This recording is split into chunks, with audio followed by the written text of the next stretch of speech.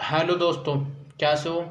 मैं Sachin Kumar study with Sachin Kumar UPSC channel में आप सभी का हार्दिक अभिनंदन करता हूं। आई होप उम्मीद करता हूं कि आप सब अच्छे होंगे और अपनी तैयारी की दिशा में आगे बढ़ रहे होंगे। तो चलिए दोस्तों, आज जो क्लास मैं आपके साथ करने जा रहा हूं वो मतलब इतनी इम्पोर्टेंट क्लास होगी। देखना, आप अगर क्लास का पूरा लाभ उठाना चाहते हैं, पूरा एक समग्र तरीके से समझना चाहते हैं, तो दोस्तों कॉपी पेन लेकर आप मेरे साथ क्लास में बैठें। मतलब कॉपी पेन लेकर बैठे ताकि जो चीज़ मैं आपको बताना चाहूँ उसको आप नोटिस करें और आगे के सवालों को देखने की कोशिश करें। आइए चलिए फिर देखते हैं, समय न गवाते हुए। मैं चाहता हूँ कम समय में आपको ज़्यादा ज़्यादा नॉलेज दी जाए, इसलिए बोलता हूँ, मैं बार बार बोलता हूँ कि आप मेरी क्लास में कॉपी पेन लेकर बैठिएगा ताकि क्या पता कौन सा सवाल कहाँ से लड़ जाए। चलिए चलते हैं, फिर देखते हैं। चलिए, पहला सवाल क्या कहता है हमारा। पहला सवाल कहता है कि निम्नलिखित में से कौन सा एक भारतीय संविधान के मूल अधिकारों में शामिल करने के लिए नेहरू रिपोर्ट 1928 ने समर्थन किया था और भारत सरकार अधिनियम 1935 में मूल अधिकारों को प्रश्रय दिया गया था। दूसरा कहता है अगस्त प्रस्ताव 1940 ने मूल अधिकारों को शामिल किए थे। क्रिप्स मिशन 1942 में मूल अधिकारों को प्रश्रय दिया गया था। बताइए फटाफट क्या आंसर होना चाहिए। ऐसे सवालों में टाइम नहीं लगना चाहिए। बताइए, हालांकि यूपीपीसीएस मेंस 2009 का पूछा हुआ क्वेश्चन है। बताइए, 5 सेकंड ले लीजिए। चलिए,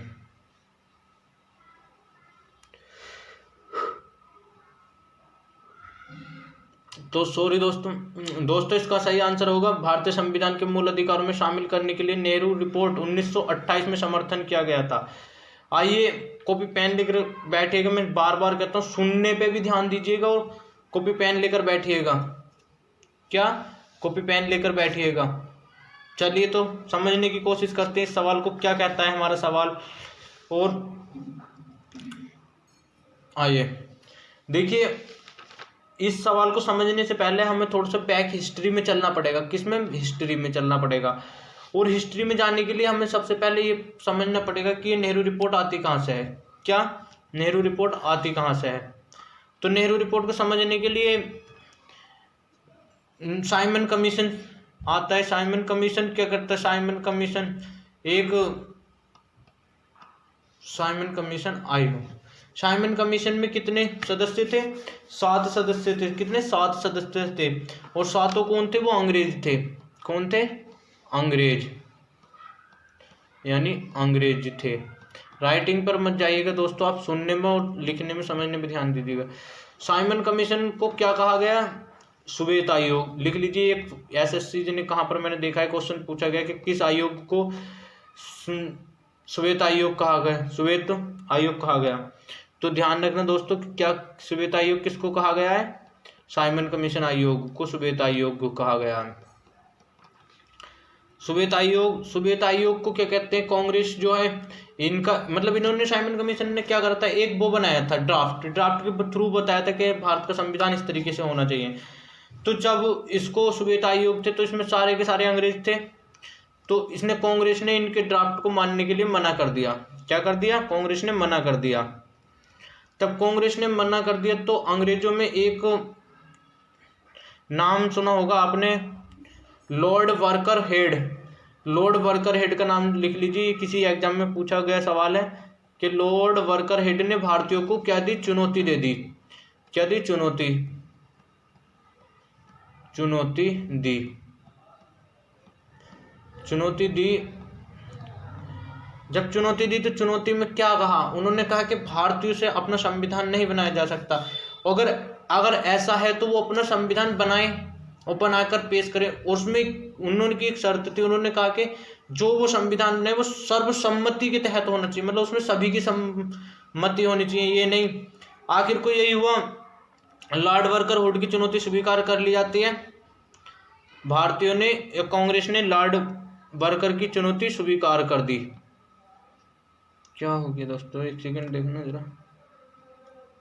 हाँ, लॉर्ड वर्कर की चुनौती को स्वीकार किया। क्या किया? लॉर्ड वर्कर की चुनौती को स्वीकार किया।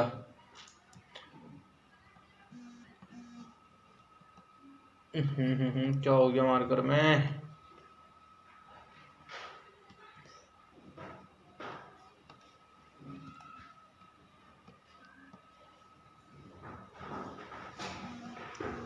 लॉर्ड वर्कर की चुनौती को स्वीकार किया।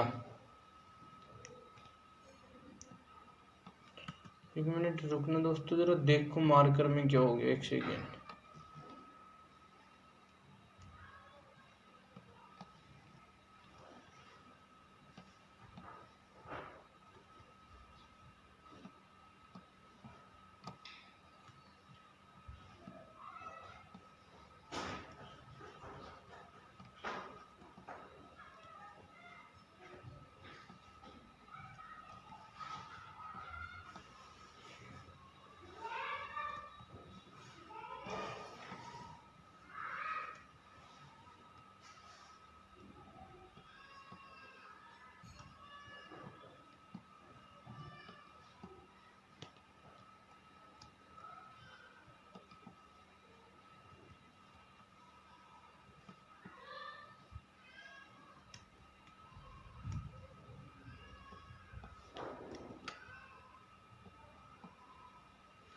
चलिए दोस्तों, जरा इसका मार्कर का साइज थोड़ा गड़बड़ कर रहा है, मैं समझने की कोशिश करूंगा, समझाने की कोशिश करूंगा आपको। चलिए, तो जब लॉर्ड वर्कर की वो बनती है चुनौती, मतलब रिपोर्ट आती है, रिपोर्ट में, नेहरू रिपोर्ट में यही होता है कि उधर जो माननीय कौन मोहम्मद अली जिन्ना नहीं मानते, तो वो कहते हैं ना, लॉर्ड वर्कर की बात सही साबित हुई कि जब उन्होंने मोहम्मद अली जिन्ना ने मानने के लिए मना कर दिया। मोहम्मद अली जिन्ना ने क्या कर दिया? रिपोर्ट को पर मानने पर मना कर दिया। तो जब रिपोर्ट को मानने पर मना कर दिया तो फिर क्या होता है? जब रिपोर्ट को मानने पर मना कर दिया तो सबसे पहले नेहरू रिपोर्ट आती है। तो नेहरू रिपोर्ट में सबसे पहले क्या आते हैं? नेहरू रिपोर्ट में फंडामेंटल्स राइट यहीं से मिलते हैं। फंडामेंटल्स राइट घोषित कर दिए गए, क्योंकि उन्होंने, अंग्रेजों ने हमें फंडामेंटल्स राइट जैसे कोई ऐसा अधिकार नहीं दिया था जिसके लिए हम उनकी वो मानते, तब इन्होंने फंडामेंटल्स राइट्स यहाँ पर घोषित किए। फिर दूसरा एक चीज़ और ध्यान रखना, नेहरू रिपोर्ट से जो निकल के आती है और एग्जाम में पूछेगी कि अल्पसंख्यक आयोग, और अल्पसंख्यक के बारे में भी यहाँ पर चर्चा की गई थी कि अल्पसंख्यकों का क्या प्रावधान होना चाहिए, वो भी यहाँ पर ही चर्चा करी गई थी। तो चलिए दोस्तों, नेक्स्ट क्वेश्चन देखते हैं। फिर यहाँ पर देखिए कितने फैक्ट निकल के आए। नेक्स्ट क्वेश्चन कहता है, निम्नलिखित में से किसको संविधान द्वारा मौलिक अधिकारों को लागू करने की शक्ति दी गई है? बताइए। भारत के सभी न्यायालय को, संसद को, राष्ट्रपति को, सर्वोच्च न्यायालय एवं उच्च न्यायालय को। बताइए क्या होना चाहिए आपकी नजर में इसका आंसर? फटाफट बताइए, 5 सेकंड में इसका आंसर आना चाहिए। क्या 5 सेकंड में इसका आंसर आना चाहिए? जी जी जी जी, बताइए बताइए क्या होना चाहिए इसका सही आंसर? क्या होना चाहिए इसका सही आंसर बताइए। तो इसका आंसर दोस्तों ये होना चाहिए, सर्वोच्च न्यायालय पे उच्च न्यायालय को, मतलब सर्वोच्च न्यायालय 32 के तहत करता है और उच्च न्यायालय 216 के तहत। तो ध्यान होगा आपको, कितने के तहत? 216 के तहत। चलिए समझते हैं नेक्स्ट, मतलब इसी को समझते हैं अभी क्या कहते हैं। उच्च न्यायालय, आप सुनने पर लिखने पर ध्यान दीजिएगा। उच्च न्यायालय क्या कहता है? अब संसद को लेकर जो चलती है ना बात, संसद को लेकर क्या चलती है? संसद को लेकर करती है संसद एम में एक आर्टिकल लिख लीजिए, 35 आर्टिकल हमारा कहता है कि जो भाग 3 के संबंध के जितने भी मौलिक अधिकार हैं एवं उनको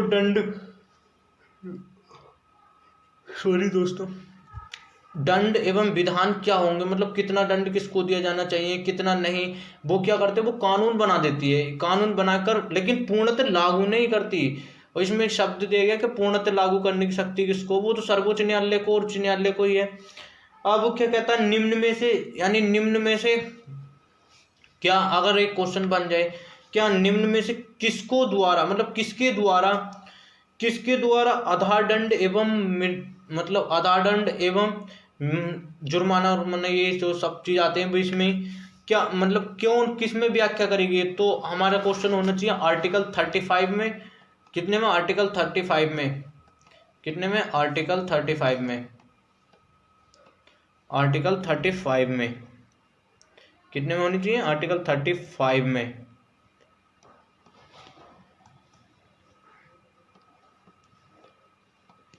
वही हो जा मार्कर छोटा। हाँ, आर्टिकल 35 में। अब 35 में जो दी गई व्याख्या दी गई।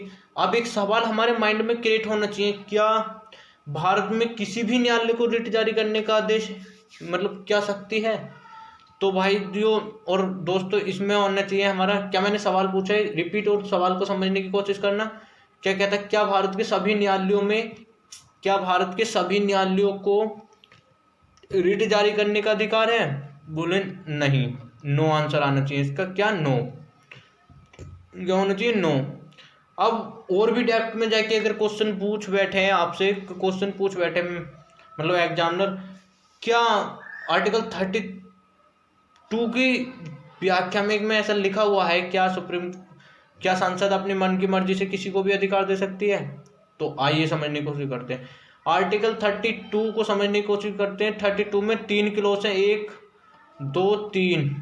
जो तीसरा है ना हमारा, वो तीसरा क्लॉज कहता है, जो क्लॉज 3 कहता है, यदि संसद चाहे तो, यानी मतलब यदि संसद चाहे तो सुप्रीम कोर्ट और हाई कोर्ट के अलावा अन्य न्यायालयों को भी रिट जारी करने का आदेश दे सकते हैं। बट अभी तक ऐसा कोई कानून बनाया नहीं है संसद ने।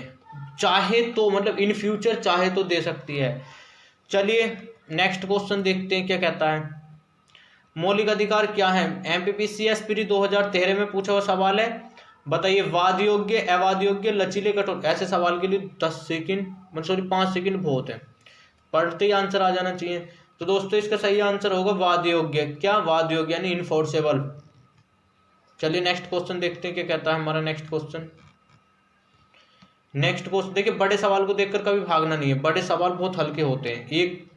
एक मतलब एक बारी पढ़ने में भी आंसर आ जाता है, किसी सवाल में 2 बारी पढ़ने में भी आंसर आ जाता है। बताइए, अधिकारों को मूल अधिकार कहा गया है क्योंकि ये संविधान में उल्लिखित होता है, प्रजातांत्रिक होते हैं, ये लोक कल्याणकारी होते हैं, व्यक्तित्व विकास के लिए आवश्यक होते हैं, ये संसद इनके विरुद्ध कानून नहीं बना सकती। बताइए, सीजीपीसीएस 2017 का लेटेस्ट सवाल है, पूछा बताइए। ऐसे सवाल करने में 5 सेकंड लगने चाहिए, 5 सेकंड, ये कोई सवाल थोड़ी ना है। बताइए क्या होना चाहिए। तो देखिए इस सवाल को समझने के लिए सबसे पहले हमें ये चीज देखनी चाहिए कि ऐसे में मेथड कौन सा यूज करना चाहिए। देखिए सबसे पहले एक अगर पता है ना कोई सा भी गलत है तो आप सवाल करके लें। देखिए ये क्या कहता है, लोक कल्याणकारी। लोक कल्याणकारी कहाँ है? ये डीपीएसपी में है, मौलिक अधिकारों में नहीं है, डीपीएसपी। तो समझने की कोशिश करते हैं। अब ये देखिए मैं आपकी जगह होता तो किस तरीके से सोल्व करता। जब मेरा तीसरा गलत है यहाँ, तो अब यहाँ पे जो जो 3 होंगे वो तो गलत हो जाएंगे। यू गलत हो गया, ये गलत हो गया, ये गलत हो गया और लास्ट वाला भी गलत। तो हमारे पास आंसर क्या बचता है? ये। अगर हम इसको वेरीफाई करना चाहें कि आंसर सही है या गलत है, तो आइए किस तरीके से वेरीफाई करेंगे। ये संविधान में उल्लिखित है, बात सही है, संविधान में उल्लिखित है। ये प्रजातांत्रिक है, ये भी बात सही है। यह व्यक्तित्व विकास के लिए आवश्यक है, यह व्यक्तित्व विकास के लिए आवश्यक है, हाँ ये भी बात सही है। बट इसमें ऐसा कोई ऑप्शन नहीं दिया गया, कोई नहीं। ये संसद के विरुद्ध कानून बना सकते हैं, नहीं बना सकते, ये बात सही है। तो दोस्तों किस तरीके से हमने इस मेथड को यूज करके आंसर निकाला है और कम समय में। चलिए नेक्स्ट क्वेश्चन देखते हैं क्या कहता है। अधिकारों को मूल अधिकार कहा जाता है, अधिकारों को मूल अधिकार कहा जाता है, बताइए। नहीं ये तो हो गया अपना सवाल। चलिए नेक्स्ट क्वेश्चन, मौलिक अधिकार है, बताइए। इस सवाल में 5 सेकंड लगने चाहिए, बताइए क्या होना चाहिए। थोड़ा लाजमी भी है सवाल, थोड़ा सोच के दीजिएगा। यूपी लोअर का एग्जाम है, बताइए थोड़ा सोच के दिमाग दीजिएगा क्या होना चाहिए। आपातकालीन स्थिति में निलंबित किए जा सकते हैं, इसका सही आंसर है आपातकालीन में निलंबित किए जा सकते हैं। लेकिन आपको जो लग रहा होगा वो राष्ट्रपति के द्वारा कर जाता है, लेकिन राष्ट्रपति अपनी इच्छा पे नहीं करता है। अब मुझे पता था यही कंफ्यूजन हो रहा होगा आपको। चलिए इसको समझ लेते हैं। आपातकालीन का क्या है? 358 और 359, आर्टिकल 358 और 359 में इसकी प्रक्रिया दी गई है। प्रक्रिया आप समझते हैं कि आइए आपातकालीन स्थितियां क्या है। आपातकालीन कितने? आपातकाल तीन तरीके से लगाए जाते हैं, 352 राष्ट्रीय आपातकाल, 352 राष्ट्रपति शासन, वो 356 राष्ट्रपति शासन, 360 वित्तीय आपातकाल। लेकिन वित्तीय आपातकाल में और इनमें दोनों में मतलब 356 राष्ट्रपति शासन में मौलिक अधिकार निलंबित नहीं किए जाएंगे, 352 में करे जाएंगे। आइए 352 को समझने की कोशिश करते हैं। क्या कहता है 352 जो है ना, आर्टिकल 352 कहता है आपातकालीन स्थिति में मौलिक अधिकार संसद यानी राष्ट्रपति चाहे तो मतलब निलंबित कर सकता है। लेकिन इसका एक अपवाद है। अपवाद क्या है इसका? अपवाद है कि आर्टिकल 20 और आर्टिकल 21 निलंबित नहीं करे जाएंगे, बाकी सबको निलंबित कर सकते हैं, एक टाइम पर कर सकते हैं। लेकिन 20 और 21 को नहीं कर सकते। किसको? 20 और 21 को नहीं कर सकते। आइए फिर अब ये समझने की कोशिश करते हैं, ये हमारे जब मूल संविधान कॉन्स्टिट्यूशन बना था तब ऐसा कोई प्रावधान नहीं था कि राष्ट्रपति चाहे तो मौलिक अधिकार निलंबित कर सकता है। लेकिन ये कहाँ से आया आपातकालीन ये कहाँ से आया कि बोले राष्ट्रपति आपातकालीन में स्थिति में मौलिक अधिकारों को निलंबित कर देंगे? ये आया हमारा 44वां अमेंडमेंट 1978, मतलब कॉन्स्टिट्यूशन अमेंडमेंट हुआ था, संविधान संशोधन 1978 में से ये प्रावधान किया गया है कि अगर राष्ट्रपति चाहे तो सॉरी अभी तो इसका और बैकग्राउंड है, अगर बैकग्राउंड बनाने लग जाएंगे तो दोस्तों हमारे सवाल नहीं हल हो पाएंगे। चलिए नेक्स्ट क्वेश्चन की तरफ चलते हैं। भारतीय संविधान के किस अनुच्छेद के अंतर्गत नागरिकों को मौलिक अधिकार प्रदान किए गए हैं? बताइए। इस सवाल को तो पढ़ते ही आंसर आ जाना चाहिए। कितनी जगह यहाँ पूछा गया और एसएससी में अदर्स में काफी जगह पूछा गया सवाल है मैंने, लेकिन जितना पीपीटी पे आया वो लिखवा दिया। चलिए तो इसका सही आंसर होगा, सबको पता है तो एक फैक्ट है 12 to 35। चलिए नेक्स्ट क्वेश्चन देखते हैं क्या कहता है। मौलिक अधिकार के संबंध में निम्नलिखित बनतक काव्य पर विचार कीजिए। यूपीएस पीसीएस प्री 98 का सवाल। देखिए बड़े सवाल को छोड़ के कभी नहीं जाने का, क्योंकि बड़ा सवाल बहुत मतलब एक खुद से लेके चला जाता है आंसर, और यही वो होता है कि 49 की कट ऑफ में आपको अंदर लेके जाते हैं सवाल। ये राज्य की कृत्य विरुद्ध गारंटी संविधान के भाग 3 में सूचीबद्ध है। सामाजिक आर्थिक राजनीतिक न्याय सुनिश्चित करते हैं और ये संयुक्त राज्य अमेरिका के अधिकारों के बिल की भांति नहीं है। बताइए, जिसने पढ़ा होगा अभी पीछे वो आंसर लेकर जाएगा। बताइए क्या होना चाहिए?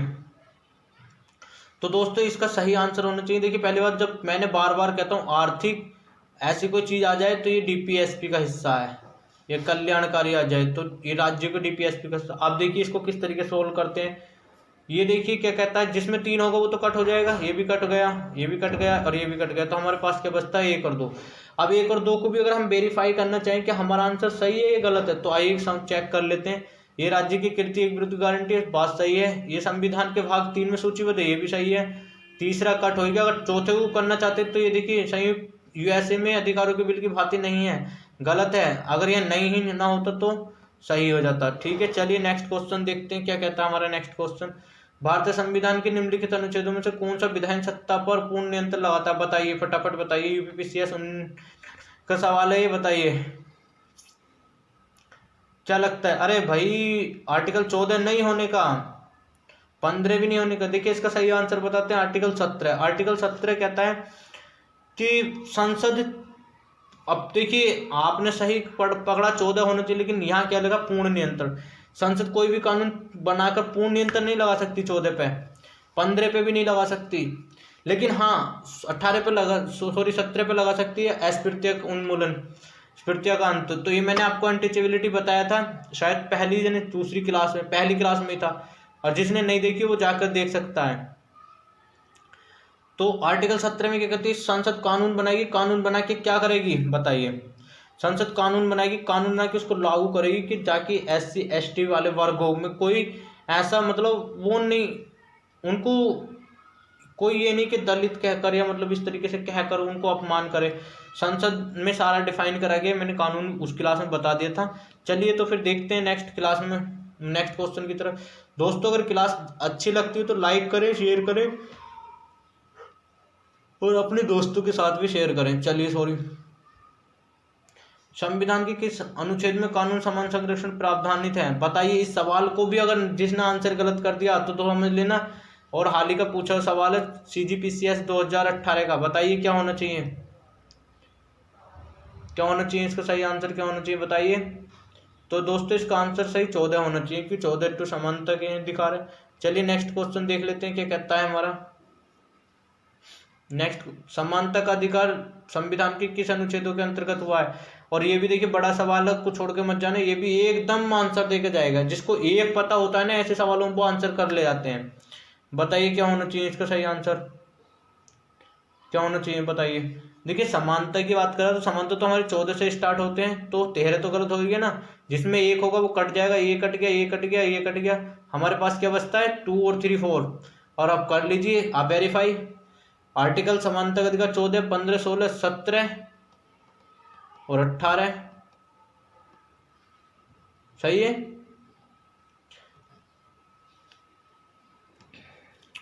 चलिए दोस्तों नेक्स्ट क्वेश्चन पे, भारत के किस अनुच्छेद के अंतर्गत शिक्षण संस्थानों में सरकारी गैर अनुदान प्राप्त सम्मिलित हैं अन्य पिछड़े अनुसूचित जाति व अनुसूचित जनजातियों के आचरण की सुविधा प्रदान की गई है। उत्तराखंड PCS 2012 में पूछा गया क्वेश्चन है।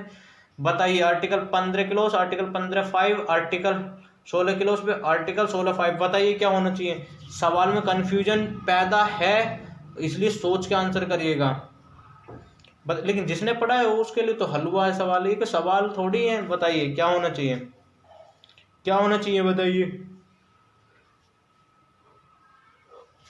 बताइए जल्दी, 5 सेकंड पढ़ने के लीजिए। तो दोस्तों इसका सही आंसर होगा आर्टिकल 15(5). मुझे पता थी आपको कंफ्यूजन पैदा हो रहा होगा कि 15 क्लोज 4। देखिए 15 क्लोज 4 कहता है कि पदोन्नति में आरक्षण, मतलब सेवाओं में आरक्षण, SC ST के लिए सेवाओं में आरक्षण, सेवाओं में आरक्षण। और ये क्या पूछता है कि किस अनुच्छेद के अंतर्गत शिक्षण संस्थाओं में आरक्षण। देखिए शिक्षण संस्थाओं में आरक्षण जो 15 क्लोज के तहत है, किसके 15 क्लोज 5 के तहत। तो यहां तक हमने समझा कि क्या पद, लेकिन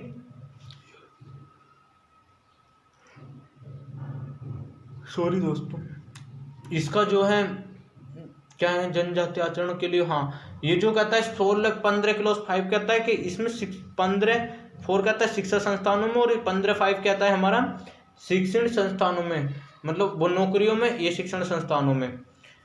अब इसका एक अपवाद है, अपवाद मतलब इसका अपवाद लिख लीजिए, इसका अपवाद है अल्पसंख्यक आयोगों की बात नहीं करता है ये बस। और ये कब से प्रभावी ज्यादा हुआ, जो 15 वाला है। 15 वाला कहता है कि सरकारी शिक्षण संस्थानों में SC ST को रिजर्वेशन दिया जाएगा, मतलब जब एडमिशन होगा तो उनको रिजर्वेशन दिया जाएगा। अब जो 15 क्लोज 5 कब से लागू हुआ है, ये इसको फैक्ट में लिख लीजिए, ये हाँ 93 अमेंडमेंट में हुआ था, ये 93 अमेंडमेंट 2005, कब 2005 में हुआ था, लिख लीजिए। तो कब से प्रभावी हुआ। तो दोस्तों आज की क्लास हम यहीं ख़त्म करते हैं, नेक्स्ट क्लास में फिर मिलेंगे, आगे के भी और क्वेश्चन रह गए हैं उनको फिर सोल्व करेंगे। देखिए काफ़ी सारे क्वेश्चन बने रखे हैं, ये कल PPT तैयार नहीं हो पाई थी तो इसलिए क्लास नहीं। तो दोस्तों अगर आपको क्लास अच्छी लगती है तो ज़्यादा से ज़्यादा शेयर करें, और अपने फ्रेंड्स के साथ भी शेयर करें। फ्रेंड्सों को बताइए कि यहाँ पर फ्री ऑफ पॉलिटी कॉन्स्टिट्यूशन की सीरीज को शुरू करा गया है, UPPCS अदर कोई सा भी एग्जाम हो, आप मदर्स ऑफ एग्जाम की तैयारी कर रहे हैं, यानी IAS के एग्जाम, IBPS, ये सभी के आंसरों को सोल्व करने के बाद तो SSC, हालांकि मैं SSC को कम प्रेफर नहीं करता हूँ, SSC भी अपनी जगह सही मतलब सभी को एक तरीके से एक वेव में बांध के चलना है, ठीक है। तो दोस्तों